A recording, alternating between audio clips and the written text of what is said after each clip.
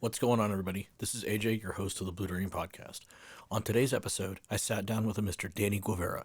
Danny works for the Black Rifle Coffee Company, and a few days ago, I saw that he put a post up where he had brought coffee and given coffee to the Pinal County Sheriff's Office, particularly Deputy Slope, who I've had on the podcast before.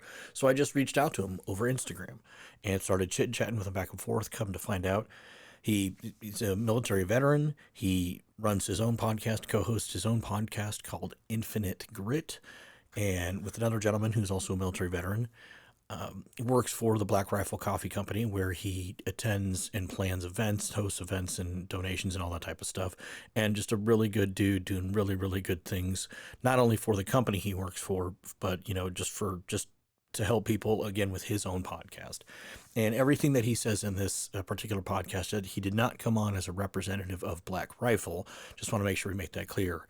And that he came on and just so happens to work at Black Rifle. So we don't want to conflate anything between, policies from his company or anything like that. So respect those guys. We don't want to step on anybody's toes or anything like that.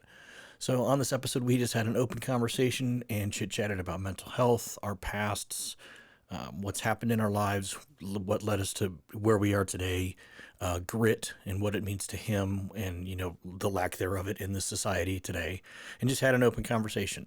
So this was awesome to meet him. He's an awesome guy, and I'm going to shut up and I'll let him tell everybody else about him and who he is. So I hope you enjoy this episode. I hope you get something out of it, and please ask you to go and like and subscribe. I know it's totally cliche to do that, but it really does help me out. It helps spread my word.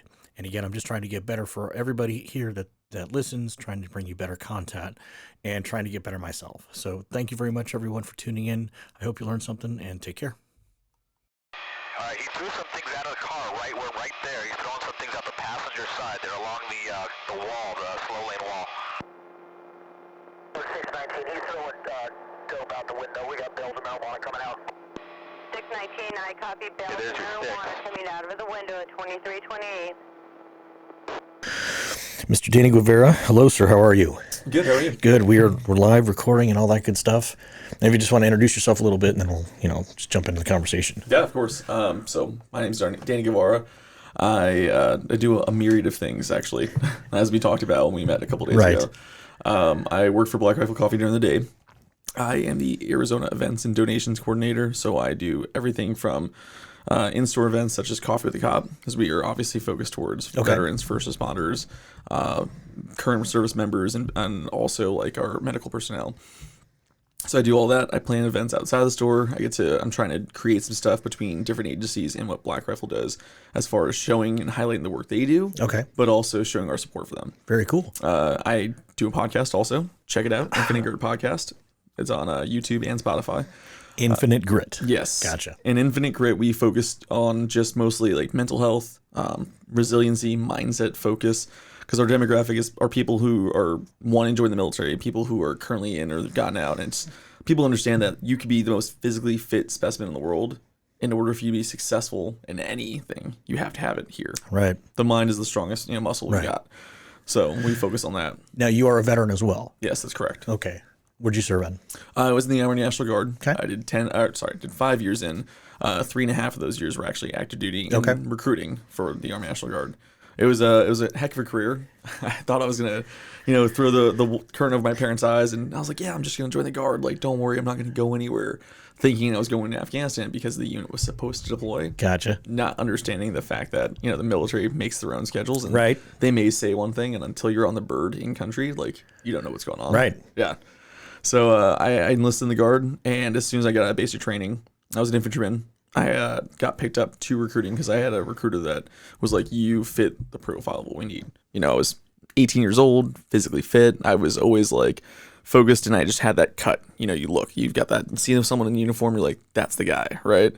So I did recruiting, and I got to go out to events, and it was like the most different career than I would have ever expected. It was cush in a sense, but also I got to just promote what I did, talk to people about the military and what I love about it. And I get to go to concerts. I got to go to high schools.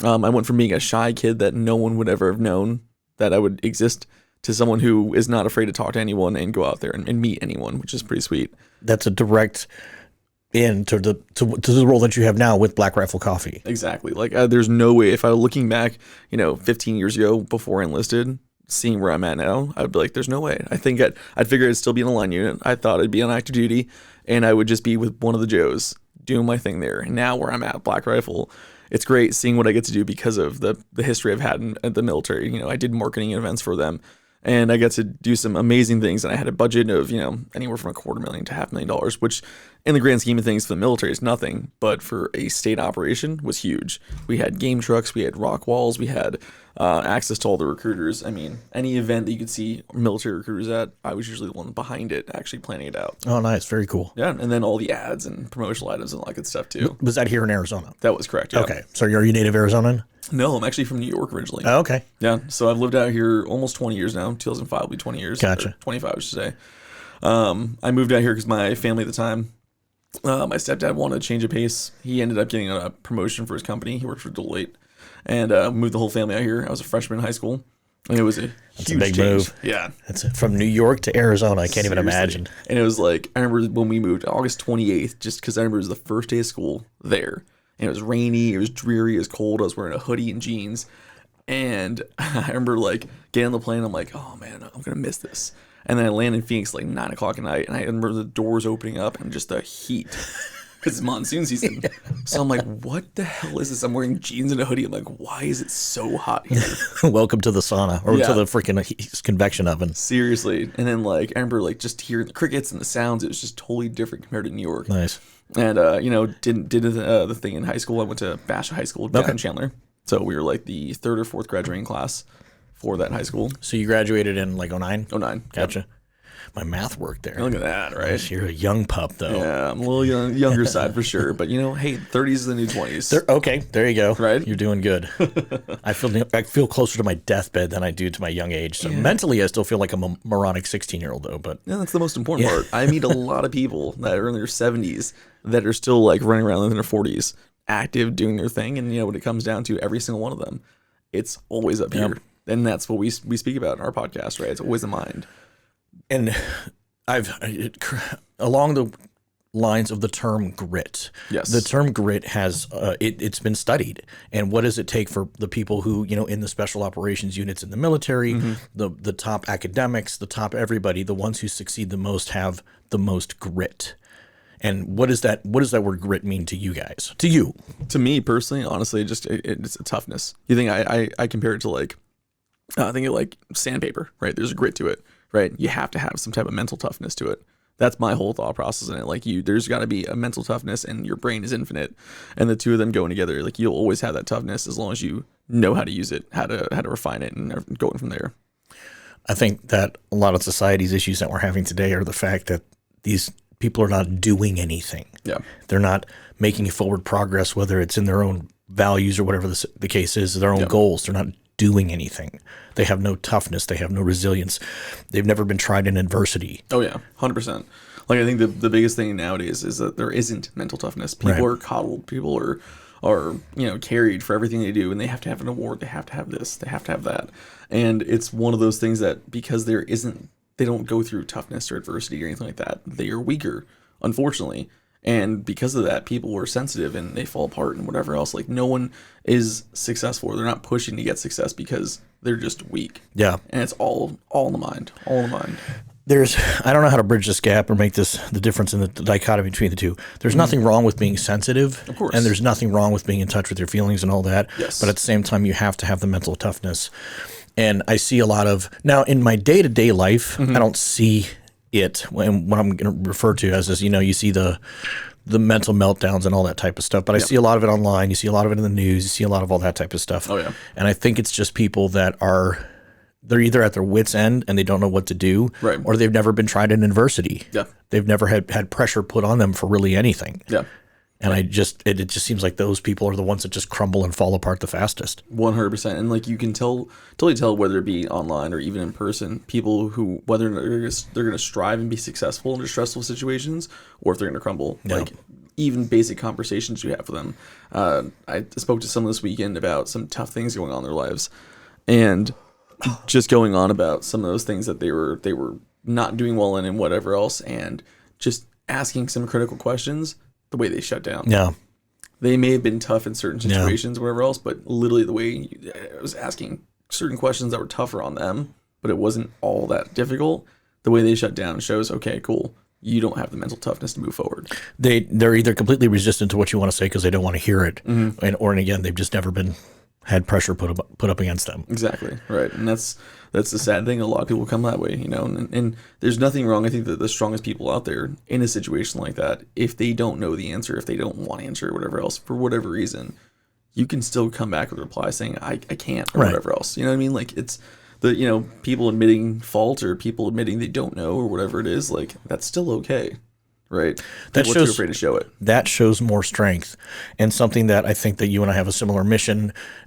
So real quick, we spoke on Friday, and I don't know if you saw my little Instagram post. I posted about other podcasters. Says, hey, what do you guys do with this or that? And I made the worst mistake on the planet. Apparently, I do it a lot. We sat down and talked beforehand, but when we had the conversation, we had talked about the mental health side of things and the toughness. And right there, what you said ties into all of it, being the fact that it takes strength and courage to actually ask for help. It takes strength and courage to actually step up and say, I need help in this or that. Because anybody who says they're not going through stuff in their own life, they're totally full of shit. Oh, yeah. They're fucking liars. Seriously. Or in total denial. You know, I do think there's a lot of that where it's I can keep it together. And, you know, next thing you know, the world's falling apart. Oh, yeah.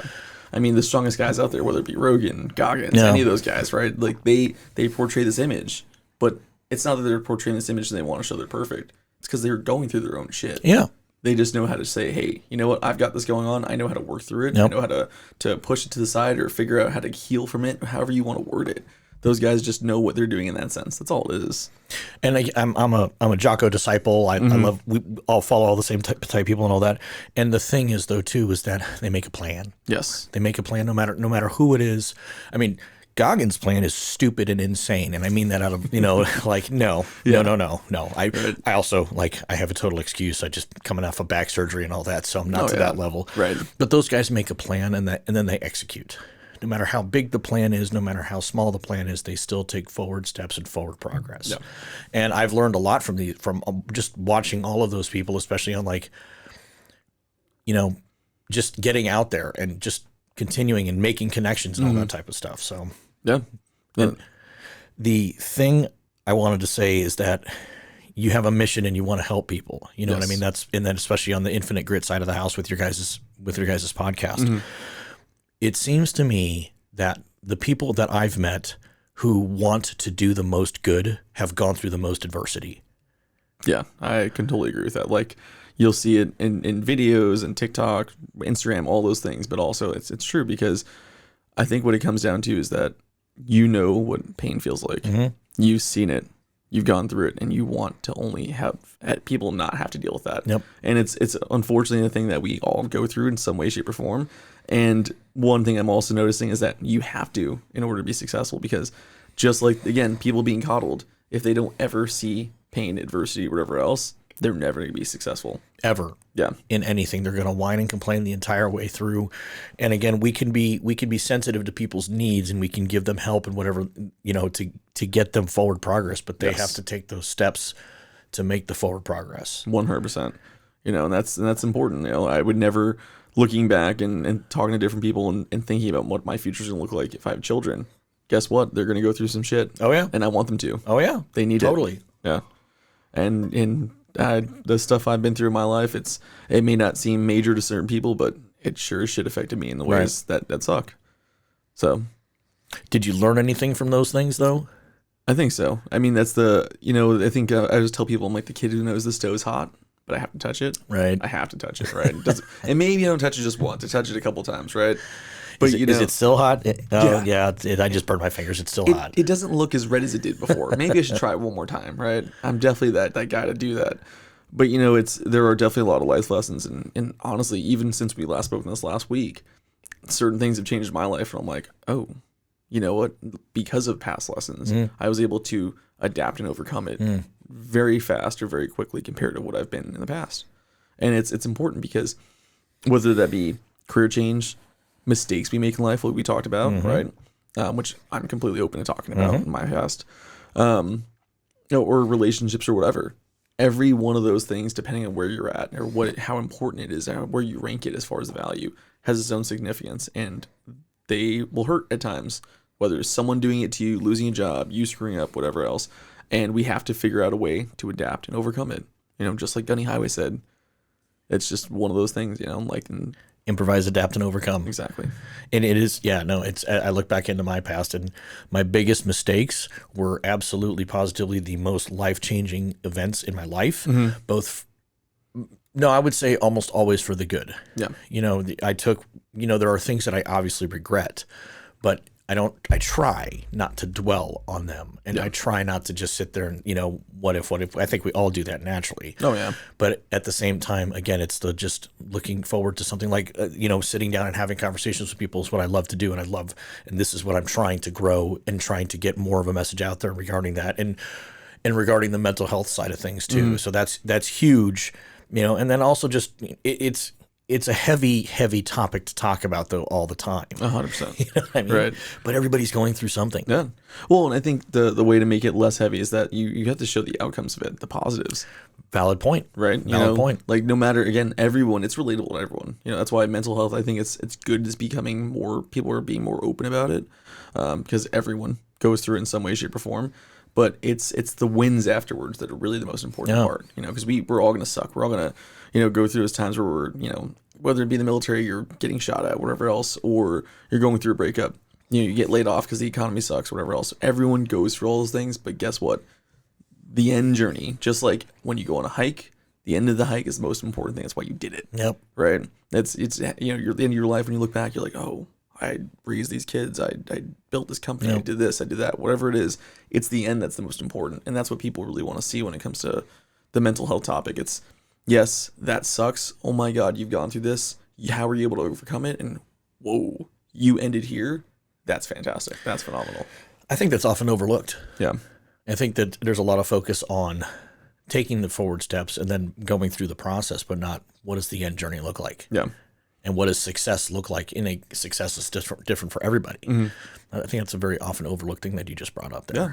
And I think another thing is that, success isn't just one thing either. Like, you're still going to continually see different successes from whatever's happened. And the things you've gone through, you're going to go through it again. Yep. Right? We all hope that we only go through one breakup in our lives. We go through multiples, right? Right. We always hope we're going to get divorced once. Well, sometimes it happens a couple times. Sometimes it happens a couple times.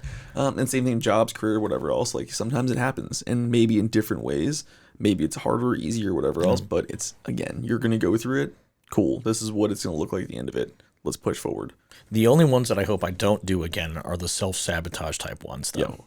Yeah. When it comes to, we touched on it just a few minutes ago, you have a past and I have a past. Yes. And both of them involve alcohol. Yes, 100%. And it's that was a self-sabotaging one on my part, and it was the sort of thing where I hope that I can move forward and not self-sabotage in the negative ways with alcohol. And again, like, I barely touch the stuff anymore. Yeah. So. No, and I agree. Like, we dive into my past if we want. Like, I'm completely open to sharing that, because I years ago, I ended up having a relationship where I was with her for many years, and it was a constant back and forth at the end of it of, I love you, want to be with you. No, fuck you, I want to be with this guy. And it was just a mind game for months and months and months. And how I coped with was alcohol. I'd go out with my buddies and, like, every time she was upsetting me, whatever else, let's go to the bar. Yep. Right? I'm going to drink my problems away, because guess what? When I'm hammered, I don't feel.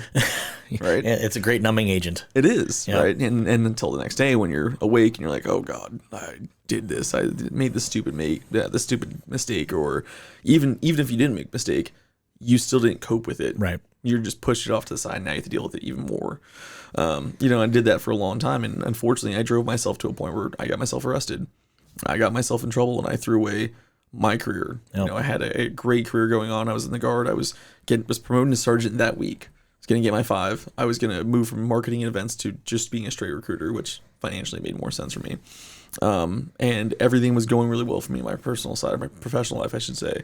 And I drove myself stupid, drank myself to a point where it was just dumb. I literally blacked out at 3 p.m, was arrested a couple hours later. No.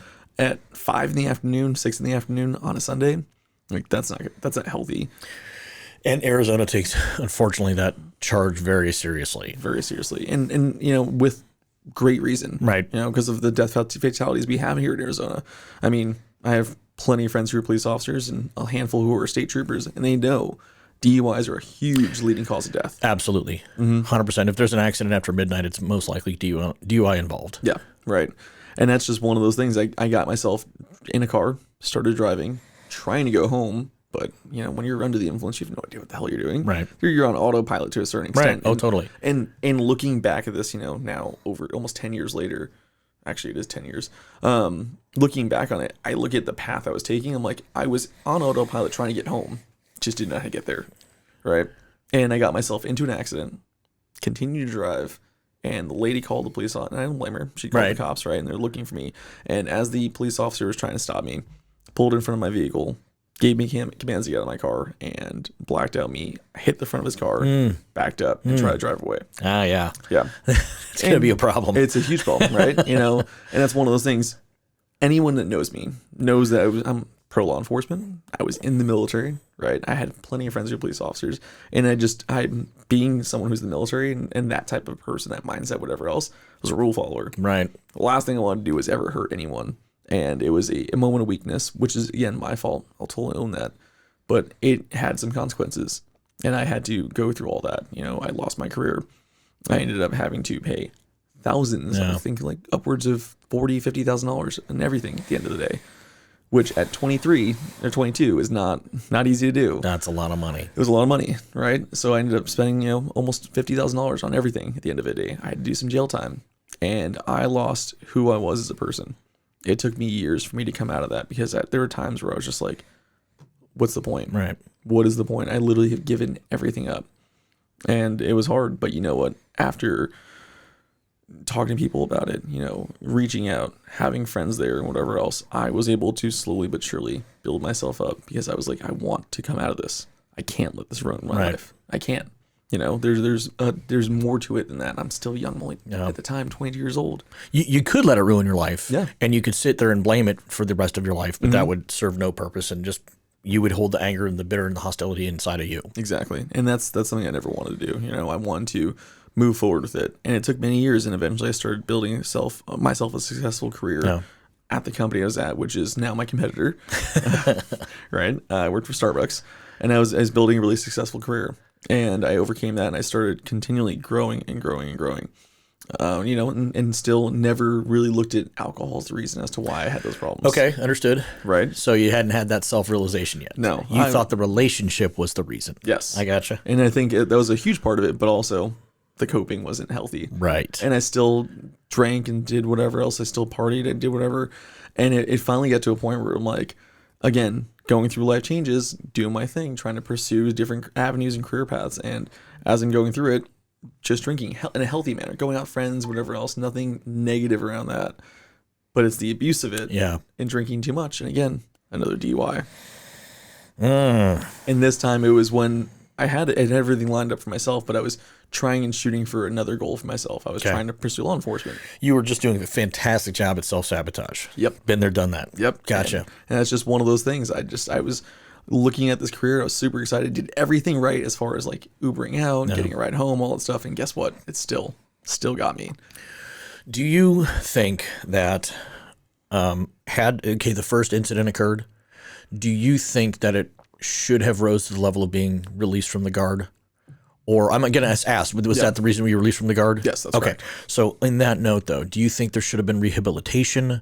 Do you think that there should have been something to bring you back in, maybe some sort of punishment and kept you back in? Do you think it should have, something like that should have rose to the level of being released from the Guard? Yeah. No, I honestly, like, that was the hardest part about it is that, like, my command staff, I was loved by everyone. You know, I had some amazing commanders. I had some amazing sergeants around me. And when that all happened, I was just kicked to the curb. No. There wasn't any type of help. There wasn't type of anything. I mean, I had known some dudes who'd gone through some stuff, and fortunately the military can be good sometimes. Yeah. And they'll take care of you, right? Yep. They'll do their thing. There's a person I knew very well. He was an E6, went through a very similar situation, but got mixed up in drugs. Okay. It was alcohol and drugs. Okay. And, you know, he continued to self-sabotage and ended up losing rank and whatever else. But they kept him in a rehab program the entire time. They did him right. Weird how sometimes that happens? Yeah. Right. And then he stayed in, he did his thing and whatever else. And it was just one of those, he was flying under the radar enough for them to say, okay, we'll take care of you. Yeah. Unfortunately, me working in recruiting and this being a bigger event that could have, it did make the news. Now, luckily, my career, I wasn't attached to the guard or anything. They just, 22-year-old man. Gotcha. This and that. Now, had they made that connection, I would have seen way worse situation pop up. And especially in the long term. Yes. And one of the thing, and again, I'll share this information as well, and I've spoken about it as well. I had a similar situation regarding alcohol and a domestic situation with my wife, who's still currently my wife, and all charges have been dropped. But I had been self-medicating. I was going through trauma. I was dealing with post-traumatic stress, dealing from an officer-involved shooting. I was not involved with the shooting. I investigated the shooting, and it was one of those things where it just fucked me up for no reason. Yeah. For unknown reasons. Yes. Why it bothered me the way it did, I don't know. And then also my back injury started, and I was self-medicating with alcohol. And the thing that, as I went through that process, and I'm making these parallels because military and law enforcement are very similar in rank structure and all that type of stuff. And I do not believe that you should have been released from the guard. There should have been help. There should have been support. There should have been those things. Now, we can always look back, though, and say, yeah, but you wouldn't be here now. Yeah. We don't know. True. But at the time back then, you needed the help, you needed the support, and there was nothing. Yeah. When I went through my ordeal with law enforcement, ultimately I was terminated by my previous aide, by DPS, and it was devastating. And it was, and I'm sure that it was the same way for you. Just like you had stated, it took you a while to find your next thing. Yes. And to find your identity again. Oh, yeah. And I went through the exact same thing. And the number one thing that I look back is that I just wish they would have supported me. Yes. I just wish there would have been a knock on the door maybe once a month while I went through the ordeal and all that good stuff from my commander to just come and say, hey, how you doing? Yeah. Yeah. Do you need anything? Yep. And that's probably the hardest part of the entire thing. And I remember I mentioned when we were speaking on Friday that my commander in recruiting at the time was like, he always looked at me as like, Specialist G's. He'd always talk to me about everything. He went to me before he went to my sergeant because he knew I had all the answers, right? It's just one of those things. Yeah, there's one of those guys in every unit. And we had a great relationship. And after that incident, I was as if I didn't exist. I would show up to there to meet with recruiters, connect with them, sometimes just seeing how they're doing because I needed the connection because I didn't have anyone around. No. And every time he saw me, just walked on past. And the only time he ever acknowledged me when I was there on official business and I was in uniform and I had been there for actually a court hearing for the military. And it was the holidays and he's like, oh, Specialist Guevara, I hope you're doing well. And it was that and moved on. And that hurt. Yeah. Because if he would have actually been like, hey, what's going on? Right. What happened? Right. You know what I mean? It would have. You're not a shitbag. Yeah. You're not a shitbag. You had a moment. Yeah. And I was the guy. I was a PT stud. I was someone who always was doing everything I could to go above and beyond. I did everything I could for my unit. I did everything I could for recruiting itself. I put in extra hours. I was always on TDY. Anything they needed, I was there. And I would have spent my entire career doing that for them. And it's just one of those things that at the moment something bad happened, they drop me. They drop you. Yeah. And I was very fortunate in the fact that and again, I have had the number 2, Matt Thomas of Pinal County on here. I've had Deputy Slope. I have nothing but positive things to say about Pinal County Sheriff's Office. Yeah. And they're the ones who arrested me. Yeah. They're the ones who I spent 20 hours in their jail. They're the ones that never leaked a thing. And I mean, an officer being arrested by, another officer, that's big news. And everybody kept their professionalism. And I thank them for that too, because again, that's embarrassing shit to go through. Oh, of course. I couldn't even imagine, these people who get busted for big things and it's embarrassing. And now they've got, 100 media out in front of their house. Right. I couldn't even imagine something like that. Oh yeah. And that's the biggest thing. Like, I mean, because there's a huge shame side of it too. Like for the longest time, I told people, "Oh yeah, I did 5 years and got out," because I was just too afraid and too ashamed to tell people because it's embarrassing. Yeah, I understand. And it sucks, and it's one of those things. Like even to this day, now, even though what happened with the guard happened, I have a great relationship with the guard now. In my position with Black Rifle, I'm literally organizing a donation right now to my old unit that's getting ready to deploy to the Middle East. putting together that. And I've also met with their family programs coordinator and a handful of other people to continue that with other units that are going to be going ahead and deploying overseas. Because at the end of the day, like, yes, they did me dirty. Right. But guess what? The more important thing is actually taking care of our guys. I have not fully forgiven DPS. So because again, I had over a decade with them. Yeah. I had over a decade with them, and it's the sort of thing where I'm trying to do what I'm trying to do with the podcast here, and I haven't reached out to DPS yet. I'm not there yet mentally. Yeah. And there's also a lot of nepotism, and I don't want to dive into that. So I can support other agencies at the moment and still say, my previous agency and all that. But I commend you, because it's hard to walk back into those types of situations, especially when they did you dirty. Yeah.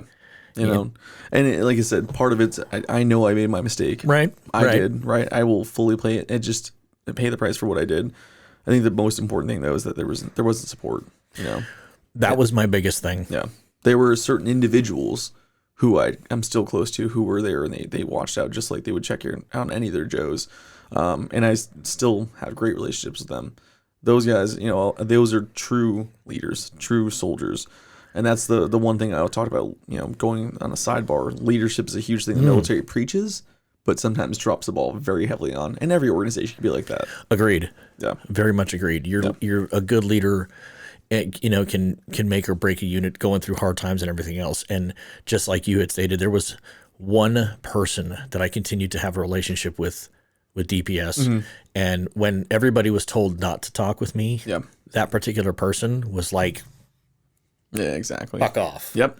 And she knew the real story, and what was happening and all that type of stuff as far as what happened. Yeah. Whereas, again, you were dealing with the breakup. You were dealing with mental manipulation. You were dealing with coping with alcohol. Yeah. I was dealing with something different, but coping the same way. Yes. And there was no support, but there were signs and symptoms. Yeah.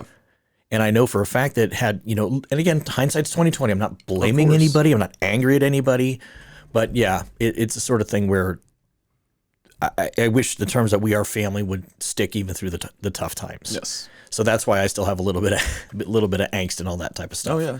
And I think the important thing is that, like, most people going through situations like that don't survive and make it out of it all right. Agreed. Right. And I've seen that side of it where guys who have gone through all that and they didn't have the support and they walked out of it and they ended up coming out of it worse than they went in. Right. And then there are certain people like ourselves where things have happened and we didn't have the support. We found ways to do it ourselves and we were able to come out of it on top. Right. But that's not I'm most not on people. top yet. Well, but it's the goal of what you're working towards. Yes. Right. And that's where, like, for myself, I haven't reached every single goal I've got. I haven't hit anything, and I'm not the most successful person in the world. But from where I was at to where I'm at now, like, without having that support, damn, I hate to be that guy. So do not disturb. I know, right? Jesus Christ, I can't believe that happened. Anyway, sorry. But the most important thing is the fact that, like, literally, it's just there are only most people. There are a handful of people that will make it through and just be okay. Most people don't have that. And that's where the support comes in. No. Like, yes, I became a stronger person regardless of having the support or not. There were plenty of times I wanted to pull my gun on myself. And I sat there with a bottle and my firearm and thought about it. But what it came down to is, like, no, don't let it win. And unfortunately, having other friends who had chosen that route, seeing that and seeing how it affected everyone else, I couldn't have been that guy. And, it's just one of those things that the support needs to be there. And sure, I may have come out of it stronger because of it, but it would have been a lot better, a lot easier, and it would have hurt a lot less had I had the support there. That's the thing that's hard to bridge the gap of mental health is when a person is at that point, why are we so not willing to ask for help? Yeah. I don't know. I think the biggest thing is it's a as men especially, I think, and I don't want to get like sexist or whatever else, but I think what it comes down to, it's a pride thing. Yeah. We don't want to ask for help. How many times, and I joke around when I train people, right? When I was originally working in the stores for Black Rifle, I'd train people. You see someone looking around for a shirt and they can't see what they're looking for, they're just going to walk away, right? If you ask the question, can I help you find it? Okay, now they'll tell you, hey, I'm looking for this size, you don't have it. It's a very basic thing. But that literally replicates in everything we do in our lives as men. the same way people joke around about men not wanting to ask for directions, right? That's very true, right? I'm not. I'll figure it out. I got this. Any good man would have scouted the route prior to the trip, Yeah, right. and then already known where to go. But anyways, exactly. Yeah, no, you're right. There's some of us that are not great planners.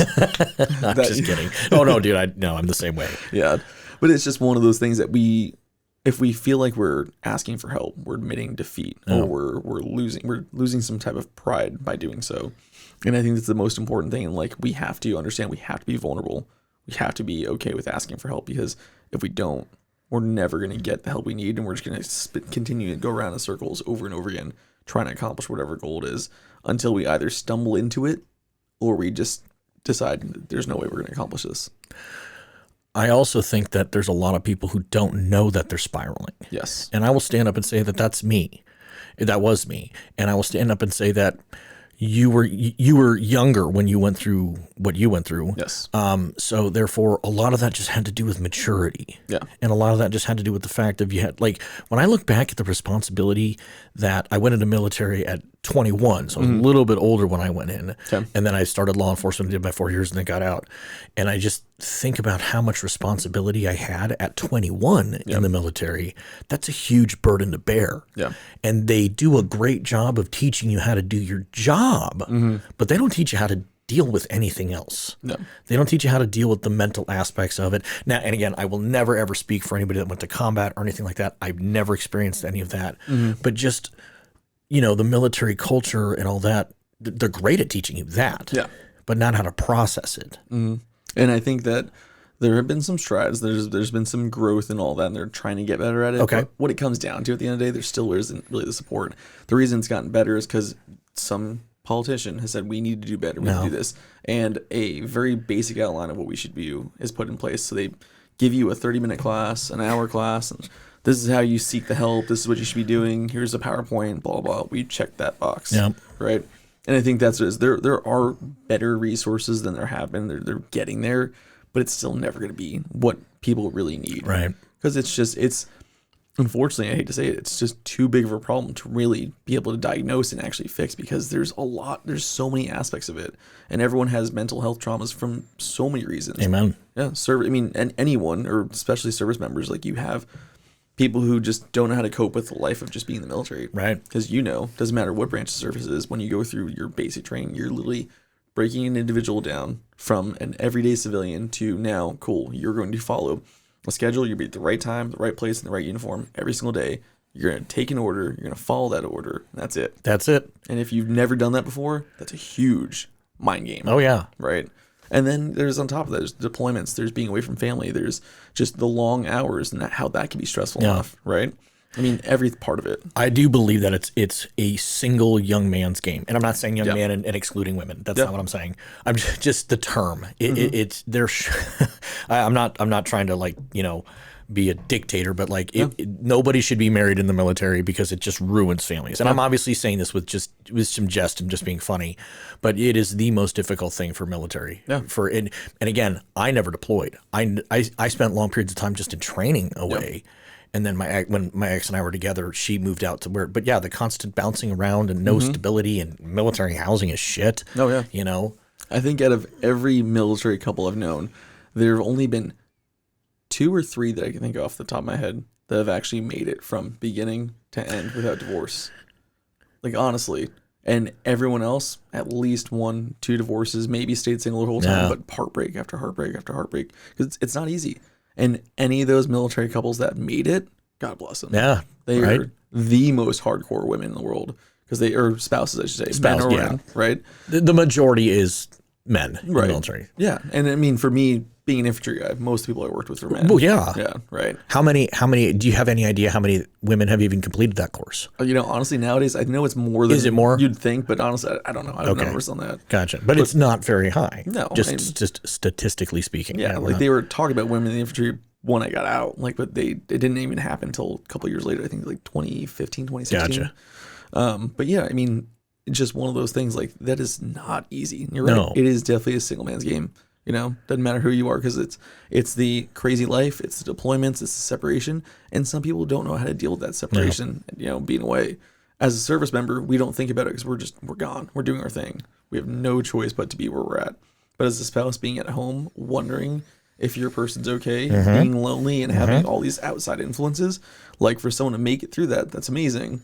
But it's not easy. It takes a lot. The parallels to law enforcement are exactly the same. Yep. And again, and my experience comes from the law enforcement side of the house. And everything that you just said applies to those guys that go on maybe not weeks and months at a time type deployments, but I would be gone for days and days at a time. Where the SWAT team would be gone for 2 or 3 days doing an operation. So it's the same, and it's week after week after week, over a 20-year career. Yeah. So it is very much parallel in the fact of the unknown. Is your officer okay? Is there, the things that happen, stuff like that. So. 100%. And also call outs. I mean, how many times have you been called on the road? Like something happened, right? Now I always worked Metro when I was in patrol. Okay. So there's only one time I ever got called out for, I apologize, twice for patrol. And I don't remember what year it was. I mean, 08, 09, 2010, something like that. Yeah. There was a ginormous accident on the 60. There was like a 60 car pileup because of the wind and the rain and the sun and all that. And then another time was an officer was involved in a pursuit that went really bad, and it needed a lot of resources, so they called us out. Got it. But when I was a detective, I carried 2 phones with me at all times, and I got called out on an every other week basis. And being that I was a state trooper and we go anywhere in the state, I could be in Show Low for 2 or 3 days. Yep. I could be up in Winslow. I could be here, there, wherever for long periods of time. Oh, yeah. Which is what led to my downfall back then in my relationship. Yeah. It was the constantly gone. I was king dingling at work. I was a badass at work. Oh, yeah. But home sucked. Yeah. So I'm going to stay at work as much as possible. And then I'm going to numb myself while I'm here because I don't want to be here. I want to be at work. Yep.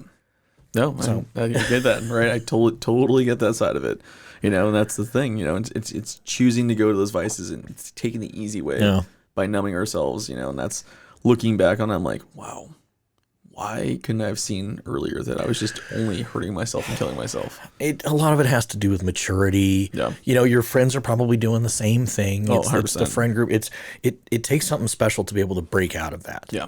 And I will say this though too, that nowadays, I mean, everybody's got the phone in their hands. Everybody's got ability to look stuff up. I think there's a lot more emphasis. I don't know how this happens. We've the most obese country in the world. Yeah. But there's more emphasis on physical fitness. Yeah. So I don't understand how those two. Well, and I think what it comes down to is that like the U.S. as a whole, from what I've seen as far as society, right, we have people who are either on one extreme or the other. Amen. There's not really a middle ground. Amen. Right, and that's where like we are great and horrible at the same time. Yeah. So you can look at the politics, right? People are no one's really ever in the middle when it comes to when they talk about it. They're either on one side or the other, right? Same thing goes with fitness too. Like there's a lot of groupthink though in the politics. Well, yeah, there's a lot of that, right? And that's part of it. When it comes to the physical fitness side or whatever else, you have people who just don't care at all. They want to live their life. They're living their best life. They're going to do whatever they're going to do. They're going to eat whatever they eat because they've got one life to live. Or you have people who are like, I'm going to focus on my fitness. I'm going to eat right. I'm going to work out every day. I'm going to do this. I'm going to do that. I'm going to focus on this. The people in the middle they're still there. Not that they don't exist, but people are the loudest ones in the rooms are the ones on either side. I agree. And again, when it comes to, the physical fitness side of the house, I'm sure I'm speaking for you at the moment, but I'm sure it does wonders for your mental health. Yes. Just like what I'm able to do at the moment, it's like if I don't go and do something, I'm losing my mind. Yeah. Right. And that's for the physical fitness side of it. Like it helps the mental health for a lot of reasons. But for me, I don't think about anything when I'm there. Okay. I just focus on that. I always go with a buddy. I hate going by myself because I get bored. Maybe some ADD there. Who knows? I gotcha. Right? But also I don't push myself the same way. But I have the conversation. I'm focused on just that. And then afterwards, I think about it. The results I see, like it always feels good, right?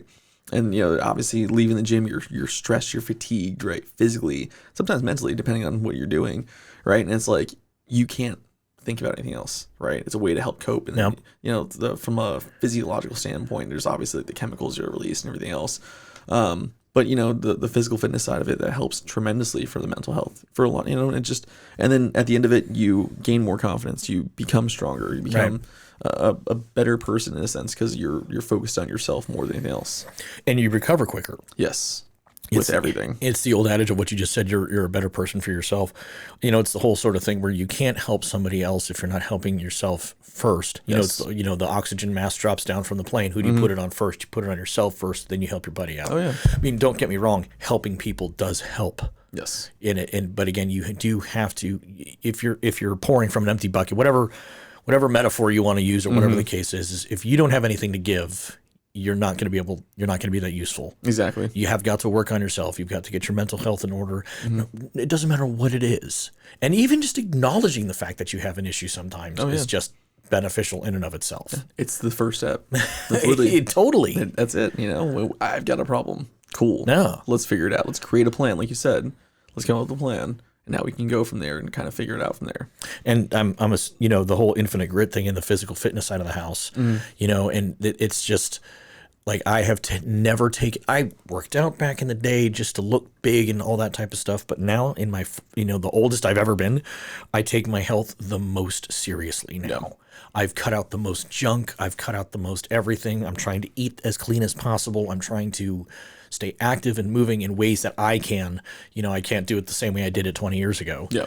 But that has just improved my mental well-being and my mental health substantially. And I incorporated a lot of sauna too. I love the sauna. Oh, it's the best. Oh my God. It is the best. Yes. After any workout, just to sit there and just, it's a suck in its own. Yep. But honestly, it's the best thing for recovery. Well, and it's one of those grit things too, where you have to understand, like, you're going to start feeling bad, and that's part. And again, I'm not a doctor. I'm not telling you how long to stay in or anybody to whatever. I've just discovered it through myself. But it is one of those things. And I'll tell you this too. I'm still recovering from my spine fusion, going through the sauna and then just torturing myself at 200 degrees for 20 minutes. Helped me in my recovery of sitting and doing nothing for forever. Yep. So I was inadvertently training myself for the 2.5 weeks where I really couldn't do really anything, but besides pray I make it to the bathroom on time. Yeah. So that was about it. But it actually helped train my mind. So it just helped out with the grit part of it. Like this sucks and it's suffering, but you got to get through it. Yeah. And that's like you said that right there. It's critical to be able to sit with yourself and just let the thoughts do what they're going to do, right? And I think that I know I'm bad at it. I'm really good at being out there and being social, being around people, and finding ways to distract myself. Right. But the one thing that I keep trying to tell myself, especially more recently in the last few years, is like, don't be afraid of just being home, being with yourself and having your thoughts and just doing it. Like, you need that every now and again. And the sauna, like you said, it's a great place right there because it is just 20 minutes. 20, 30 minutes, depending on how brave you are, right? That's hot. 30, I'm a shriveled up raisin by that time. Seriously, a whole bunch of sweaty dudes. Like, nobody wants that, right? But, it's just one of those things. It really does help you just clear your head. Yeah. And you just sit there and just bask in it, Yeah. I think, though, that learning to be with yourself is a part of growing up and maturing as well. Yeah. And learning to be comfortable with yourself is also just, just part of growing up. And so here's where I talk about weed. So one of the things I did not know about, I did not know I was undiagnosed as any sort of ADHD until I was 35 years old. Had no clue. Mine is a mild enough form to where I can function, and I got through school. I hated school. Yeah. Hated school. I'm more of a be out and about and learning things and doing hands-on type stuff. Yeah. I did not know that I was ADHD, and then my back injury occurred, kicked out of law enforcement, going to therapy and all that type of stuff. And then I was talking, and then I had another point, and then I had another point. I'm sure I've done it on the podcast a million times. And my therapist goes, well, your ADHD is clearly kicking in, 100% right now. Yeah. And I looked at my wife, and she looked at me, and I go, my what? She goes, well, you clearly have ADHD. Right. It's like, okay. That's news to me. Yeah. And then since then, I have gone down the path of trying to figure it out and all that type of stuff. And what the superpower of ADHD has, again, I have a low enough of a form of it to where I just hyperfixate on stuff. You know what I mean? To where, like, I have some of the good qualities that can also be bad.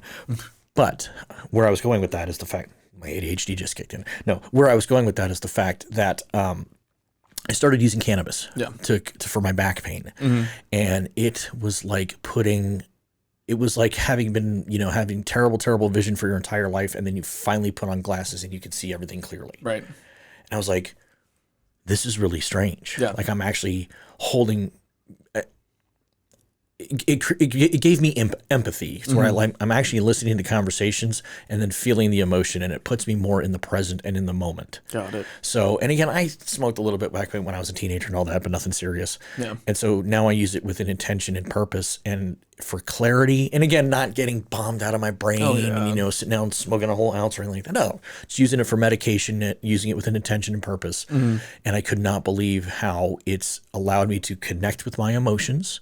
It's allowed me to connect with some trauma from the past. Yeah. And one of the things, regarding the physical fitness and healing and the mental health aspect of it and all that, you have to be able to disassociate from the trauma to be able to work through it. Oh, yeah. And I think I've told the story before that it was just a night. My back was killing me. I smoked a little bit. I was getting ready to go to bed. And next thing you know, I found myself standing in my kitchen at 1:30 in the morning crying. Oh, wow. And I was reliving the experience.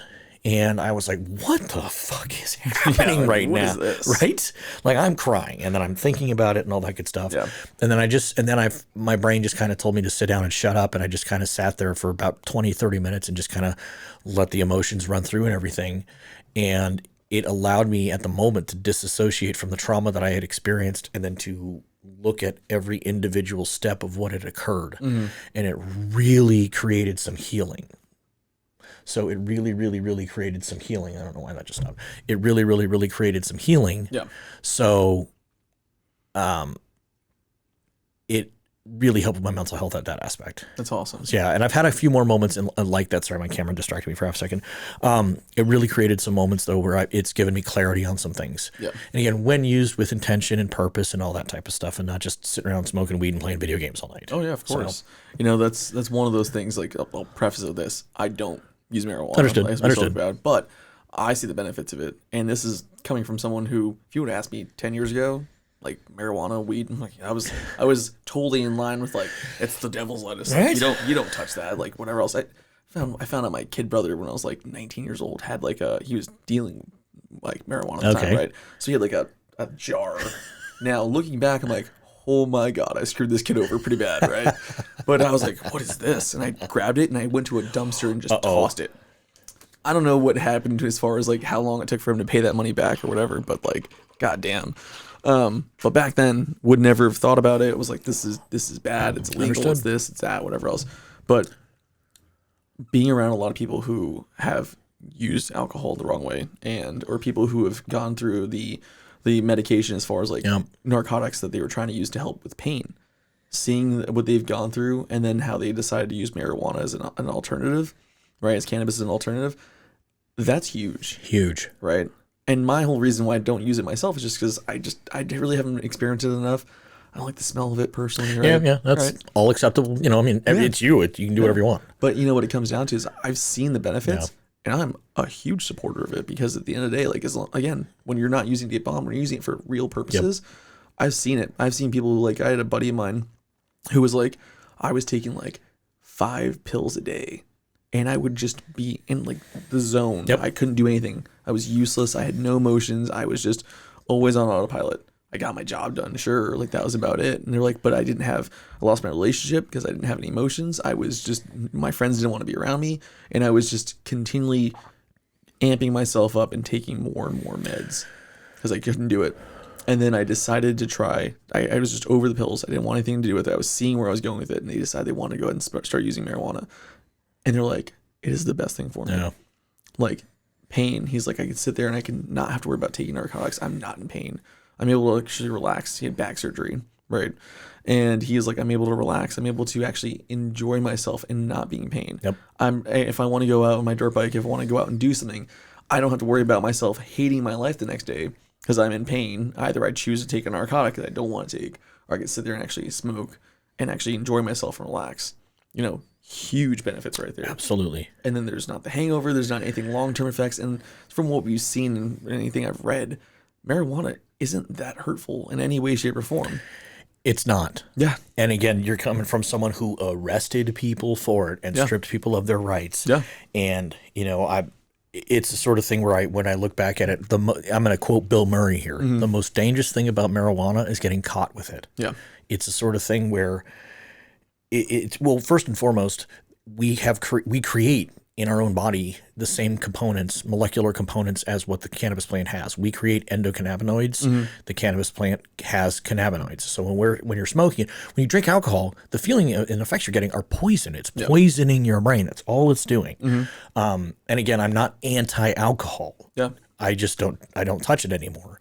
And I'm not sober. I'm not sober in the fact that it's like, I'm 100 days sober. No, it's not like that. Like when I discovered cannabis and I started using it with intention, I have no more need for alcohol. Yeah. Don't get me wrong. Good whiskey every once in a while. We're good. We're good. Have a cocktail every now and again. Right. But the actual cannabis plant, and this is where I go off on my tangent. The Drug Enforcement Administration themselves admits to the fact that nobody has ever died from consumption alone. You can't overdose on it is what I'm basically saying. I mean, you'd have to smoke a mountain's worth. Yeah. But it's the sort of thing though where you're not poisoning yourself. The dangers of marijuana are, eating too much. Yeah. Right. I put on 20 pounds last week. And again, I preach smart and safe use. I preach, do not consume if you have to drive, be smart and treat it like your Oxycontin. Yeah. Treat it like your hydrocodone, whatever your pain medicine is. Now, again, if it's at night and you usually take one oxycodone, but your doctor allows you to at 2 at night, and you take 2 at night to go to sleep and get some sleep, you're within your usage. You're not abusing it. Yeah. Cannabis, you've gone your day, you're fine. Now it's 10 o'clock at night where you want to really relax. Okay, use a little bit more. Yeah. Just be smart about it. Use it with intention. Use it with purpose. And that's what I have nothing against recreational users. Oh, I have nothing against it at all. But my proponent is towards the medical patients, the ones whose lives have been changed by it, who the veterans with PTSD, not even just veterans, but anybody with PTSD who's using it, for those purposes and all that. And again, like, Jesus, if we could use this for ADHD as well, like this could, extract some components of it and use for ADHD. And I'm living anecdotal proof of the fact, like, I can like focus. Yeah. Like I can actually like pay attention to shit. So it's just wild. But yeah, I have nothing but good things to say about it. Right. When used responsibly, when used with intention and with purpose. Well, and I think that's the biggest thing is that people have this idea that if someone's going to use marijuana, they're going to just get baked out of their mind. Right. They're going to sit there and be useless, and they're more of a dangerous society if they do anything outside of their home. And that's not, I mean, I know people who are completely fully functioning while using it throughout the day. Now, again, maybe not the best idea depending on what their job titles. 100%. Right. But I mean, like I said, the benefits of it, as long as it's being used properly when it comes to for medical reasons, huge. Like I would rather someone to know that someone is sitting there either smoking, eating, whatever it is, however you consume it, right? And they're doing it the right way versus being hopped up on oxys and whatever else, which is also addictive. Yes. That's the big thing.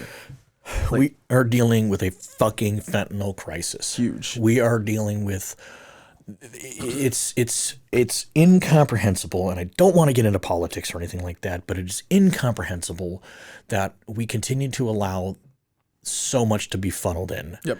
And again, it's just when you hear the stories of people who were like the success rate of getting off of fentanyl is ridiculously low. Oh, wow. I mean, I believe it's like less than 10%. Oh, geez. And it's just the sort of thing where we're punishing people for using a natural plant medicine. And I want to get to the point where we get soldiers, sailors, airmen, and Marines using cannabis at the end of their shift instead of going and just getting plowed with alcohol. Yeah.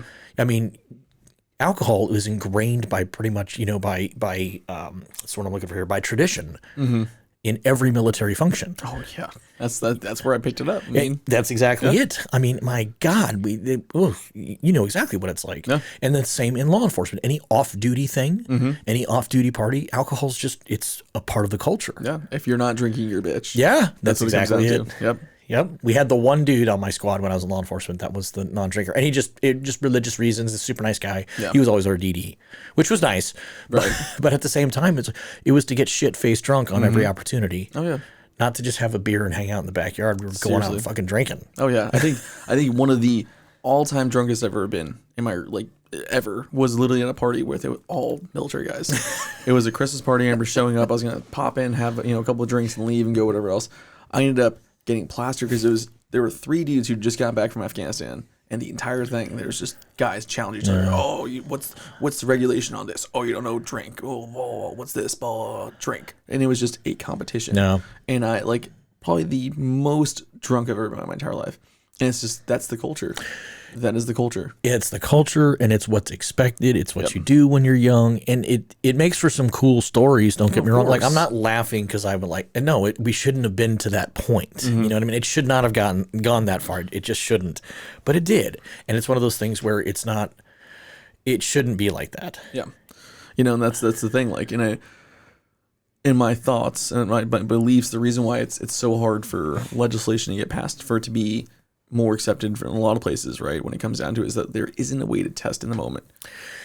Correct. Right. There's companies that are coming up with breathalyzers for cannabis. Okay. I don't know anything about it. I haven't looked into the mechanism at all, so I can't even say how it works. Yeah. I can't say if it shows current or within the last 10 hours. I don't know. But yes, but that is part of the problem. The only way that you can test is breath, or urine is actually the best way to test. Yeah. But that is part of the problem. Right. Is that you can't, like, even the field sobriety tests that law enforcement does on the side of the road are not specific for cannabis. Yeah. They don't show impairment for cannabis. See, and that's the hard part. Like, Right. I've plenty of people will talk to me about it, and I'm like, again, I support it. I'm here for it, right? And the biggest reason, at least from what I've seen, is that there isn't a way to go ahead and tell. And then unfortunately, DUIs are a serious thing. Yes. But it's also a money thing. Oh, 100%. Yeah. If anyone knows, 100%. anyone who's ever worked in law enforcement or around it, or they're lawyers, they know DUIs are a huge money thing when it comes to 100%. these agencies. And of course, there's a big reason as to why. Agreed. Right. I'm never going to sit there and say DUI enforcement shouldn't be a thing. There's a huge amount of deaths that come out of it. Now, It's money. Oh, 100%. Now, the one thing I will say, though, is that the statistics still prove over and over and over and over and over again, it's alcohol. DUI deaths do occur. I have had conversations with people who have said, you can't be under the influence of cannabis. Yeah. Like, you just can't. Your body doesn't process it like that. And I'm just like saying bullshit. Yeah. Bullshit. Yeah. There are times when I know that there ain't no fucking way I should be doing anything besides sitting on the couch. Yeah. And so that's an argument that is made by lawyers, is that you can't be impaired. And I'm much more of a moderate, where I'm like, you know what, let's come up with something. But I also don't agree with, there's what's called per se limits. Yeah. Like at 0.08 or above, it is presumed you are intoxicated. Yeah. Doesn't matter how you present. If we've gotten to the point where I'm getting your blood and that it shows 0.08 or above, you're getting a DUI charge. Oh, yeah. Whereas for cannabis, where if they were to take my blood and it showed 10 nanograms per milliliter, well, what does that mean? Yeah. What's 200 nanograms per milliliter? What does that mean? Yeah. That doesn't show impairment, because there has not been the science behind it to test those things and to back it up. Right. So that's where because it's still illegal, federally illegal, that's where the science and the data and the information has not caught up. Yeah. Doesn't mean anything. Oh, yeah. This person had 10 nanograms per milliliter. Okay. What does that mean? What does that mean? So that's been one of the difficult challenges. And this is one of these things where, as a cannabis advocate, where it's like, I want to know. Yeah. Let's find out what this means. Let's invest some time, money, and research into this. Create this point. Right. Yeah. Right. Because once we have that in place, once there's the ways to test for it in the moment, there's the ways to know what impairment looks like, or that number should be. What's it, because again, 0.08 is the standard across the board for everyone, which, again, I agree with you. That doesn't mean necessarily you are intoxicated. It's just presumed at that point. Right. But what it comes down to is that if we had that point for marijuana, for cannabis, right, it would change the game. And that's one of those things. That's why the FAA won't allow it. That's why federally it won't be touched, right? That's why military, police officers will not touch it, because there's not a way to gauge it in the moment. The only thing I can say, though, is that, again, understanding the mental health aspects of it, and when, again, used responsibly and all that, New Jersey is not testing their cops. Really? Yeah, and New Jersey is not testing their cops for THC. And I've been personally in communication with a lieutenant out of a police department, and put him in contact with a corrections officer in New Jersey, and then put them also in contact with other advocates and all that good stuff. So they're using THC. Wow. And I've got emails from these people saying, oh my God, one gummy at night, I'm sleeping better than I ever have. I've cut my alcohol use by 50%. Like, I have these emails. Like, I have this communication from cops that are like, Jesus Christ, why are we, this is stupid. Yeah. Like, what have we been doing all of this time? Seriously, right? And then once you understand that, you're like, oh, it isn't as bad as I've always been told it is. Right. And it's people really need to start actually focusing on that, talking about it more, and getting awareness out there, because there's a huge generation of people who still believe that it's the worst thing out there, and that's what's stopping it. That's what's been stopping it. And and I've said it a million times, like, oh, it's going to get federally regulated this year, and I'm like, No, it's not. I'm on a cannabis advocacy board, and I'm sitting there saying, no, it's not. Yeah. How many states actually have it approved for recreational use? I don't know the number. I think it's like 39 though. Yeah, okay. We're high. We're the majority now. We're getting there. Yes. There you go, right? But Yes. I mean, 5 years ago, it was like maybe a dozen, maybe. Oh yeah, no. 5 years ago it was probably around about 10 years ago, about 15 or so. Yeah, right. So that's just one of those things. Seeing what it looks like now compared to where it's at, it's getting there, which is good. But it still has a long ways to go. And this is one of these conversations where you have the policies of cities such as like LA, San Francisco, and all that type of stuff. And again, I'm not there. I don't see the reality. I just see what's on the news, and I watch and I follow a lot of people that like just walk the streets of these things. Yeah. It doesn't necessarily lead to the decriminalization of all drugs. Yes. Even though my personal view on drugs has definitely changed post law enforcement. I'm way more of a libertarian now. Okay. So but at the same time though, when I regard it to just cannabis, like you can just show the numbers show that it's not the gateway drug. Cigarettes and alcohol are the gateway drug. It doesn't lead to harder drug use. It doesn't lead to worse crime. The data shows over and over again that the area around dispensaries go up in value and all that type of stuff. So it's just got nothing but positive benefits, and we're just fighting an uphill battle because of people who are still stuck in the reefer madness days. And the contacts that I have with law enforcement, they're like, dude, like there's nothing we don't care anymore. Right. It's just something we need. Yeah. And I mean, on the company side of the house, I'm not asking you to speak for Black Rifle, but do they have an issue with anything like that, or are you aware, or do they abide by state law? As far as everything, it's all based off state law. Okay, so whatever that state's laws are, they're good to go. Exactly, right. And like, I tell people like, obviously I work for the company. My views are my own views. Right. That's my thing. But yeah, no, like, as far as the company, I mean, I know some people who have either worked for Black Rifle or currently do who enjoy it every now and again after work. But I mean, when it comes down to it, it's just it's going to follow state law. Yeah, people will do that, and like again, there are a lot of people I've talked to who are in this community, veterans, law enforcement, whatever else. They support it. They're here for it, and there's a reason why. Even though at one point they were stigmatized to say, "Don't touch it. It's illegal. Do not ever go around it." Right? Oh, the hilarious things that I was taught as a cop about weed are just like fascinatingly hilarious to me. Then I look back at it now. Yeah. It's like, no, that's all wrong. You got it all wrong. Right. Like none of that stuff is true. Yeah. And there's so many benefits too, like outside of just like the pain relief, the mental health side of it too, because people are able just to relax, right? But also talk about like the fitness side of it too, right? The focus, right? I've had a couple conversations with people who were just like, dude, I could hit before I go to the gym to smoke. I'm able to just get it, feel everything, and also just not even just that, like they're able to enjoy the workout a lot more versus everything else. And then the recovery side of it, the same way you can get CBD oils and whatever else, the recovery afterwards, that's huge. Oh, huge. Yeah. It relaxes the muscles. It's fantastic. Like this is my spiel for cannabis, pro cannabis. But again, I also do agree the fact that the argument is often made that, well, it creates addiction and this or that. I do believe that people who have an addictive personality are going to find whatever the addiction is. No matter what it is. Yeah, it doesn't matter if it's weed or food or caffeine or whatever the case is. Yeah. They're going to find that addiction, and then that's just what their addiction is. It's their personality. People have their vices, they have their addiction no matter what, whether it be drinking, food, whatever else, but they're going to do it. And what's funny is that like there are so many worse things out there just in general from an addictive personality standpoint. Gambling, drinking, even people going out there having sex with whoever, right? Yep. Pornography, right? Huge things that have their own, and I'm not shitting on those industries. No, I watch porn. Sorry. Yeah, I've done it. I've definitely done it. I'm sorry. I'm a dude. Yeah, right. Okay. I was like a teenager once. I was like, oh, let's go do this, right? Right. But it's just one of those things that like there are certain aspects of every one of those industries that are way worse than sitting there and smoking a joint after work. Agreed. Right. I know people who have lost everything because they decided to go to a casino. It's fun to gamble. You can have fun, whatever else. But when you have that addiction to it, you're literally giving your first child so you can go get your high. Yeah. It's a different kind of high, right? Just like a drug user has. It's the same kind of high. Yes. It's the same kind of high. It's just a different mechanism to get high. There you go. Yes, I agree. 100%. And every single one of these vices has that in some way, shape, or form. Again, whether, like you said, eating, gambling, drinking, sex, anything. There's always ways to do it where it's actually not healthy for you in any way, shape, or form. And that's the biggest thing, you know, sitting there and smoking a joint or sitting there eating a cookie and hanging out, relaxing. Come on now. Really? We're going to talk about that being Right. the worst thing ever? Come on.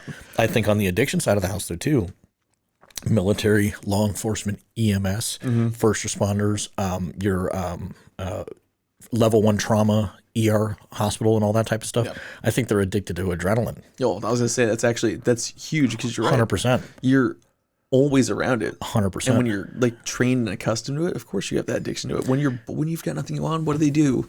What do people in those fields do when they've got nothing going on? They find shit to do. They're looking for trauma or looking for anything they can do to keep themselves busy because they need it. Yep. They need that kick.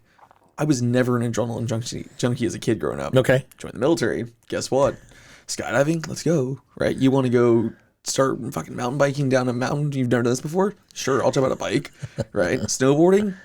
I've dislocated my shoulder. I've fractured my collarbone. Like I've done a lot of things on it. Guess what? I don't care. I want that adrenaline. Right. I can't not have it. That's part of the self-sabotage. That's part of the addictive personality. Yeah. And I was, again, when it was in the law enforcement world, man, it was, I got to get into a pursuit. I got to fight. I got to get into a foot pursuit. I got to chase people. I got to get that adrenaline high. Yeah.